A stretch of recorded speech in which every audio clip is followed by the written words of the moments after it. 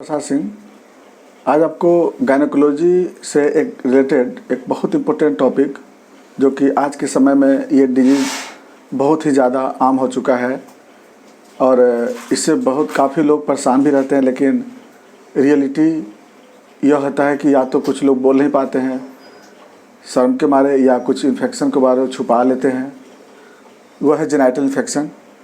तो आइए हम देखते हैं कि इन्फेक्शन कैसे होता है, क्यों ज़्यादा कॉमनेस्ट है ये।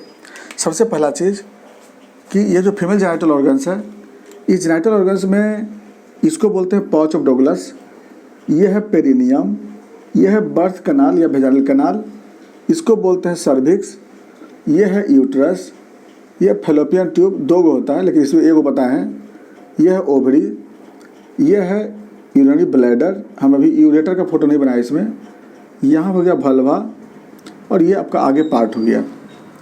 और ये जो पार्ट देख रहे हैं ये पूरे को लोग क्या बोलते हैं, पेल्विक बोलते हैं। लेकिन पेल्विक में कौन से ऑर्गन आते हैं? अपर रिप्रोडक्टिव ट्रैक्ट का इन्फेक्शन। रिप्रोडक्टिव ट्रैक्ट दो पार्ट से बना होता है रिप्रोडक्टिव ट्रैक्ट, अपर रिप्रोडक्टिव ट्रैक्ट और लोअर रिप्रोडक्टिव ट्रैक्ट। तो लोअर रिप्रोडक्टिव ट्रैक्ट में क्या क्या होता है? भल्वा, वेजाइना एंड सर्विक्स, याद रखिएगा।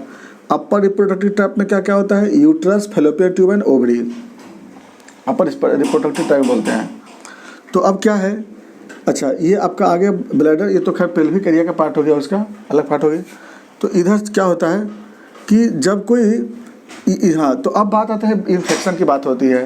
तो इसमें इन्फेक्शन कैसे होता है और कहाँ कहाँ पे होता है, तो हम लोग आगे देखते हैं हम लोग। तो एनी इन्फेक्शियस एजेंट इंटर या invade in pelvic area or mucous membranes of the genital tract, either lower reproductive organ या upper reproductive organ, known as genital infection। तो genital infection कैसे होता है, थोड़ा इसको देख लेते हैं। तो genital infection develop by two way। First अब तो हम लोग आते हैं इन्फेक्शन पे आते हैं। तो इन्फेक्शन जो होता है, इन्फेक्शन वाले bacteria, virus, parasite, fungus and arthropod, यही इन्फेक्शन आ सकता है। तो यही इन्फेक्शन इसमें अटैक कर सकता है। तो जेनाइटल ऑर्गन बता दिया आपको कि अपर दोनों में आ गया। अब दोनों में इन्फेक्शन कैसे होगा, कहाँ से होगा? तो ये इन्फेक्शन दो तरह का होता है।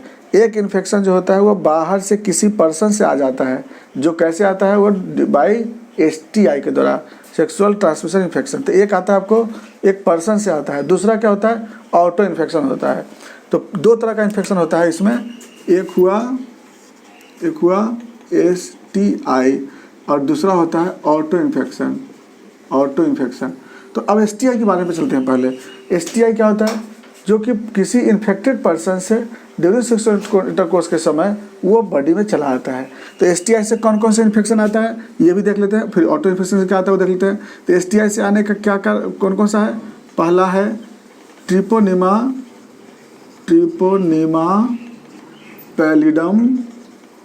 पैलिडम, जो सिफिलिस प्रोड्यूस करता है। दूसरा हो गया आपका सेकंड में गोनोकोकस इन्फेक्शन। तीसरा हो गया क्लेमाइडिया।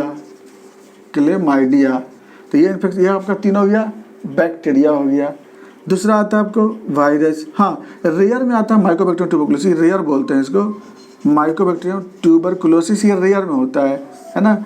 वायरस में क्या क्या होता है? वायरस में नंबर 1 आता है आपको इसमें हर्पिस सिम्प्लेक्स 2, ये वायरस होता है। सेक्सुअल ट्रांसमिशन से भले ही HIV और हेपेटाइटिस C आता जरूर है, लेकिन ये जेनाइटल में इन्फेक्शन नहीं करता है, इसका इन्फेक्शन अलग होता है। भले ही वो STD डिजीज़ में आता है, STD डिजीज़ में पढ़ते जरूर हैं, लेकिन जेनाइटल में डिजीज प्रोड्यूस नहीं करता है, इस चीज़ को याद रखिएगा। तो हम लोग यहाँ पर उसका मेंशन नहीं कर रहे हैं। नंबर 3 में आता है, अगला में आता है फंगस में कौन सा है? कैंडिडा। हालांकि कैंडिडा जो होता है वो ऑटो इन्फेक्शन में भी आता है और हेट्रो इन्फेक्शन में भी आता है, यानी कि एलो इन्फेक्शन जिसको बोलते हैं, जो बाहर से आता है। तो चौथा में आता है आपका पैरासाइट में आता है क्या? ट्राइकोमोनास वेजाइनलिस, जो कि है जो ट्राइकोमोनियासिस प्रोड्यूस करता है। तो ये सब जो होता है ना, ये जेनाइटल डिजीज में इन्फेक्शन प्रोड्यूस करने वाले, ये एलो इन्फेक्शन में आता है। एलो इन्फेक्शन मतलब कि किसी दूसरे पर्सन से बाय द ST के द्वारा या फिर किसी क्लॉथ की वजह से भी आ सकता है ये। तो ये जो बाहर जाता है इसको एलो बोलते हैं। दूसरा जो आता है ऑटो इन्फेक्शन बोलते हैं। ऑटो इन्फेक्शन का मतलब होता है कि हम वह इन्फेक्शस एजेंट जो हमारे बॉडी में होता है ना, वो इन्फेक्शन एजेंट हमारे बॉडी में होता है और वो किसी कारण से वो बॉडी में फैल जाता है वो। तो ऑटो इन्फेक्शन का पहला क्या है कि पहले ऑर्गेनिज्म चलते हैं, फिर हम लोग फैक्टर चलते हैं कि ऑटो इन्फेक्शन का ऑर्गेनिज्म कौन कौन सा है। तो ऑटो इन्फेक्शन में सबसे पहला आता है बैक्टीरिया। बैक्टीरिया में कौन कौन से आ जाएंगे ऑटो इन्फेक्शन में, जैसे Escherichia coli, Pseudomonas, Klebsiella, Proteus, Streptococcus agalactiae, Gardnerella vaginalis. इतना जो ऑर्गेनिज्म जो बोला बैक्टीरिया में, ये सारे बैक्टीरिया, ये सब बैक्टीरिया ग्रुप में आता है और ये बैक्टीरिया ऑटो इन्फेक्शन प्रोड्यूस करने वाला बैक्टीरिया है। क्यों अभी बता रहे हैं, क्योंकि सारे बैक्टीरिया जो होता है, ये कैनाल जो देख रहे हैं बर्थ कैनाल, इसमें 3 पार्ट होता है, आउटर, मिडिल एंड अपर। तो आउटर में क्या होता है ना कि अपॉर्चुनिस्ट बैक्टीरिया होता है, अपॉर्चुनिस्ट नॉर्मल फ्लोरा बैक्टीरिया, जिसमें क्या क्या बताए थे अभी आपको हम, Gardnerella vaginalis, Klebsiella, Pseudomonas, Proteus, Escherichia coli, ये सब क्या होता है ना कि यहाँ पर नॉर्मल फ्लोरा अपॉर्चुनिस्ट फॉर्म में होता है। मिडिल जोन में होता है लैक्टोबैसिलस बैक्टीरिया। लैक्टोबैसिलस बैक्टीरिया क्या करता है कि लैक्टिक एसिड का सिंथेसिस करता है, जो यहाँ के पीएच को एसिडिक बना के रखता है। कितना पीएच रहता है, 3.8 से लेकर के 4.8 तक यहाँ का पीएच रहता है। इस पीएच को मेंटेन करता है, जो कि ये लैक्टिक एसिड जो होता है ये बैक्टीरिया को एसेंड होने से रोकता है, ऊपर आने नहीं देता है। तो ये बैक्टीरिया यहाँ पे है, मौजूद रहता है। लेकिन ये बैक्टीरिया कैसे एसेंड कर जाता है, क्योंकि जैसे एक तो बताए थे कि जैसे एक तो बैक्टीरिया बता रहे थे, हाँ अभी दूसरा में बता रहे थे हम लोग कैंडिडा। कैंडिडा जो होता है वो फंगस है, ये भी जो होता है वो एसेंड करने के चांस होती है। और इसके बाद अब हम लोग आते हैं कि कैसे इंटर कर जाता है। पहला तो आता है कि अगर ये पाथ अगर किसी कारण से वो बेसिक हो जाता है, चाहे वो बर्थोलिन सिक्रीशन ज़्यादा होने से, सेक्सुअल एक्टिविटी ज़्यादा होने के कारण से, या फिर वर्बल पैड का प्रोलॉन्ग यूज करने के कारण से, या फिर यहाँ पे ज़्यादा मॉइस्ट होने की वजह से, या फिर गारमेंट जो होता है वह ज़्यादा अगर सिंथेटिक क्लॉथ का हो उस कंडीशन से, हाइजीन यहाँ पर मेंटेन नहीं हो रही है उस कंडीशन से, डाइट मेंटेन नहीं हो रही है, हार्मोन इम्बैलेंस हो रही है, एस्ट्रोजन का लेवल अगर इम्बैलेंस हो रही है, उस सब कंडीशन में यहाँ पर पीएच बेसिक होती है। यानी कि सारे कंडीशन में यहाँ पर जो अरेंजमेंट होती है एसिडिक कंडीशन, वो क्या होता है ना बेसिक में कन्वर्ट कर जाता है और आसानी से इन्फेक्शन जो होता है वो अंदर की तरफ एसेंड कर जाता है। और एसेंड करके क्या हो जाता है, वो यहाँ भी इन्फेक्शन करता है और अंदर भी इन्फेक्शन करता है। अब आज ये इफेक्ट पे, इफेक्ट क्या क्या कर सकता है इन्फेक्शन। सबसे पहला भल्वा में भल्वाइटिस प्रोड्यूस कर सकता है, या वेजिनाइटिस प्रोड्यूस कर सकता है, या सर्विसाइटिस प्रोड्यूस कर सकता है, endometritis, salpingitis, oophoritis and PID, pelvic inflammatory disease, ये सारे इन्फेक्शन यहाँ प्रोड्यूस कर सकता है। और तरह तरह के ऑर्गेनिज्म से अलग अलग इन्फेक्शन होता है, उसका अलग अलग हम लोग पढ़ेंगे। फिर जैसे ट्रिपोनिया पेल्डम जो होता है वो सिफिलिस है, सिफिलिस प्रोड्यूस करता है, वो सैंकर प्रोड्यूस करता है। फिर आपको ऑब्स्टेट्रिक डिजीज में बहुत सारे एवर्सन, कंजेनाइटल डिजीज, ये सब डिजीज प्रोड्यूस करने लगता है उसमें। तो वो सब हम लोग आगे फिर देखते हैं उसमें। तो इफेक्ट में ये सब होता है। फिर उसका अबनॉर्मल डिस्चार्ज भी यहाँ से डेवलप होता है। नेक्स्ट जो आता है फिर ऑल ओवर सिम्टम में क्या मिलेगा। पहला सिम्टम क्या होगा इसमें कि पेशेंट को अबनॉर्मल डिस्चार्ज होगा, जेनिटल डिस्चार्ज, फिर उसका बर्निंग मिक्चुरेशन डेवलप करेगी, lower abdominal pain, genital pain, saddle part उसमें जितना भी होगा सब में पेन डेवलप करेगा, सीटिंग डिस्टर्बेंस होगी, पेशेंट को फीवर होगा, बैक एक होगा, या रेक्टम पेन होगी, डिफिकेशन के समय दर्द हो गया उस पेशेंट को होगी। पेन जो होता है रेडिएट थाई और बैक की तरफ होता है पेशेंट को।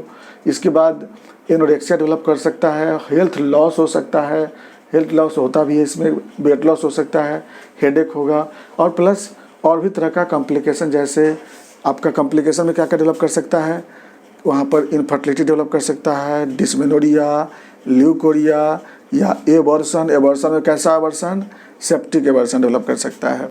और उसके बाद IUFD ऐसा भी हो सकता है, फीटल डेथ हो सकता है उसमें।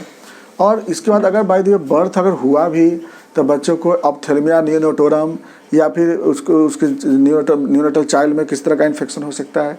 तो इस तरह से क्या है कि वहाँ पर इस तरह से आपको कॉम्प्लिकेशन डेवलप कर सकता है। अगला आते हैं हम लोग इन्वेस्टिगेशन पे। इन्वेस्टिगेशन में क्या कराते हैं हम लोग, सबसे पहला इन्वेस्टिगेशन कराते हैं हम लोग लोअर अब्डोमिनल, इसका हम लोग USG कराते हैं। उसमें आपको मिलेगा PID मिलेगा, या फिर कोई इन्फेक्शन होगा तो साल्पिंजाइटिस वगैरह, उफोराइटिस, ये सब वहाँ पर मिल सकता है।